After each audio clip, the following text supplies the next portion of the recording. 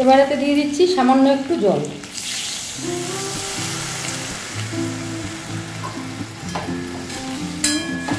এটা গা মাখা মাখা মতো হবে। হ্যাঁ,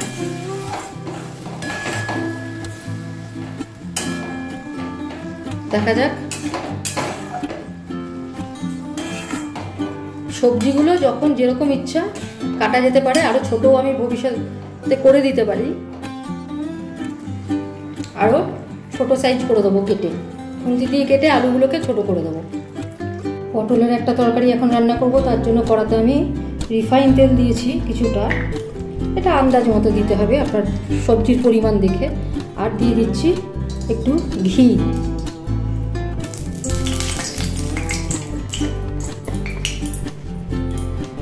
আমি নিয়েছি 3টে পটল তেরছা করে কেটে নিয়েছি, আর এখানে আছে 2টো মাঝারি সাইজের আলু একটু লাঞ্চ করা বা ভাপিয়ে নেওয়া। আর এখানে কি কি লাগছে আমি দেখাচ্ছি। এখানে নিয়েছি আমি 4টে লবঙ্গ, হিং আছে, তেজপাতা আছে, একটু শুকনো লঙ্কা গুঁড়ো আছে, আর এখানে একটা ওই মশলা সল্ট যেটা সেটা নিয়েছি। এবার আমি আলু পটলগুলো আগে ছেড়ে দিচ্ছি।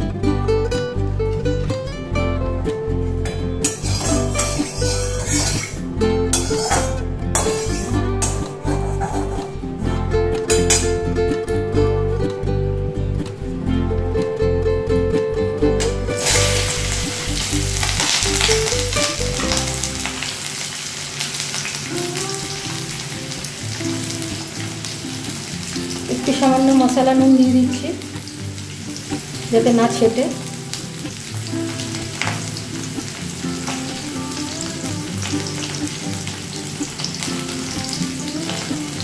এগুলো ওই নুডলসে থাকে সেই প্যাকেটটা, আমি মাঝে মাঝেই তরকারিতে দিয়ে দেখবেন, বেশ ভালো লাগে খেতে।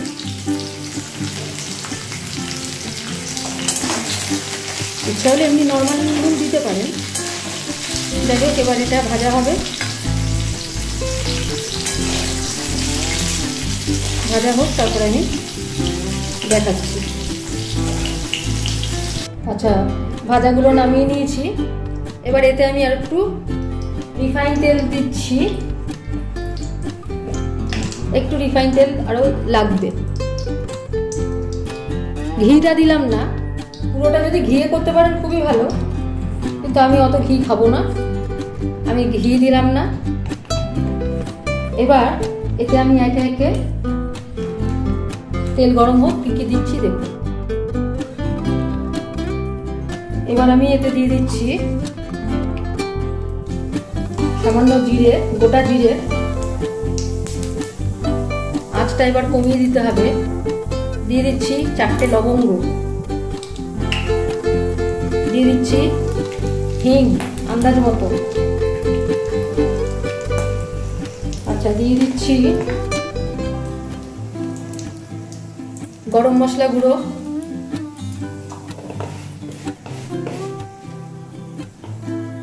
আর দিয়ে দিচ্ছি তেজপাতা একটা ছিঁড়ে দিলাম, একটা তেজপাতা ছিঁড়ে দিয়ে দিলাম।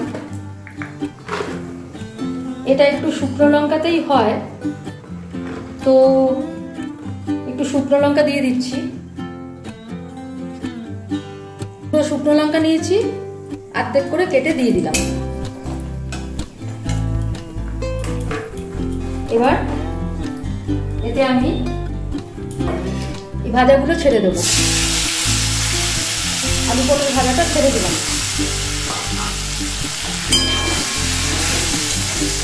সুন্দর একটা গন্ধ বেরিয়েছে, অবশ্যই করবেন। এবার দেবো এতে হলুদ,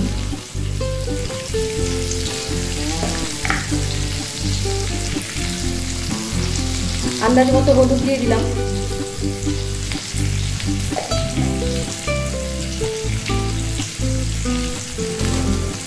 আন্দাজ মতো এতে নুন দেবো। এটা না খুব কম জল দিতে হবে কিন্তু, যার জন্য যতটা পারবেন ভালো করে একটু ভেজে নেবেন।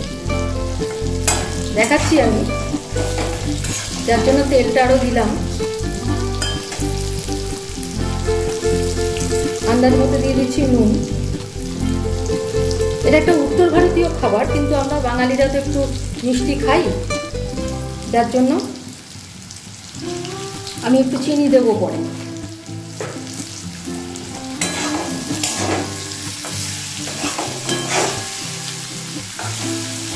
কোনো কিন্তু বাটা মশলা পড়বে না এতে। আর এতে পড়বে একটু, কিনেছি অবশেষে, একটু শুকনো লঙ্কা গুঁড়ো। শুকনো লঙ্কা কিন্তু, এটা কাশ্মীরি লঙ্কা নয়, একটু শুকনো লঙ্কা গুঁড়ো। ও সরি, আমি তো নুন দিয়ে দিলাম।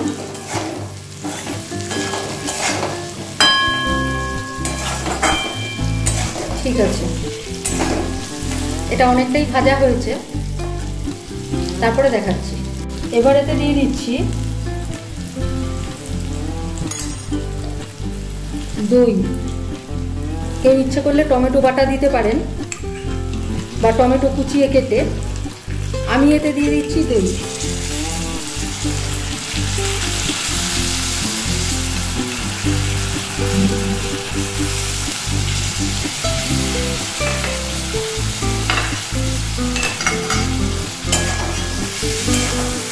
জেনারেলি টমেটোটাই পড়ে, তো আমি দু রকমই করি, কখনো টমেটো কখনো দই। আজকে টমেটো এমনিতে আমার কম আছে, সেই জন্যই আরও দইটা দিলাম। আর দইতে কিন্তু সুন্দর একটা গন্ধও আসে, টমেটোর গন্ধ আলাদা, দইয়ের গন্ধ আলাদা, একটা গন্ধ আসে আর ভালো সিদ্ধ করিয়ে দেয়। আপনার বেশি জল না থাকলেও দই থেকেও তেল বেরোয়, ঘন গ্রেভি এটা হবে। আর এবার একটু এতে দিয়ে দিচ্ছি চিনি, মিষ্টি দিয়ে দিচ্ছি একটু, হাফ চামচ মতো মিষ্টি দিয়ে দিলাম।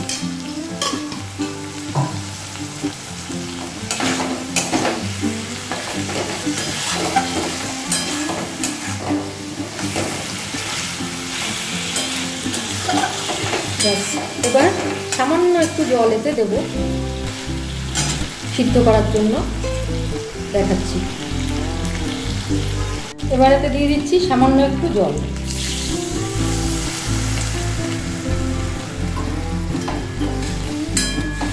এটা গা মাখা মাখা মতো হবে। হ্যাঁ,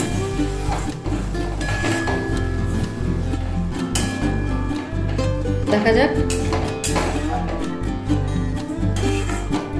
সবজিগুলো যখন যেরকম ইচ্ছা কাটা যেতে পারে, আরো ছোটও আমি ভবিষ্যতে করে দিতে পারি,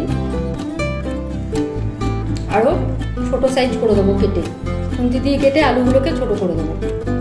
ব্যাস, আমার রান্নাটা হয়ে এসছে। এবার আমি নামাবো, তেজপাতাটা ফেলে দিচ্ছি। এবার এতে আবার দিয়ে দেবো ঘি গরম মশলা। ব্যাস, তাহলেই আমার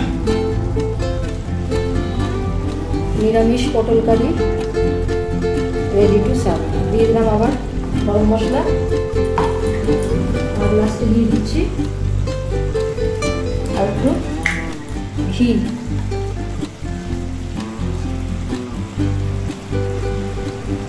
ঘি অল্প পরিমাণে দিয়ে দিলাম, কারণ ঘি তো প্রথমেও দেওয়া হয়েছে। টমেটো আর দইয়ের মধ্যে তফাৎ দেখুন, টমেটো কিন্তু থকথকে গ্রেভি করে দেয়, আর দইয়ে কি হয়, দইয়ে কিন্তু তেল ছেড়ে বেরিয়ে আসে।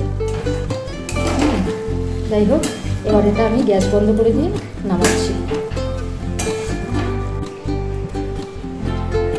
আমার নিরামিষ পটল কারি রেডি টু সার্ভ। তো আবার পরের দিন কিছু নতুন নিয়ে ফিরে আসছি।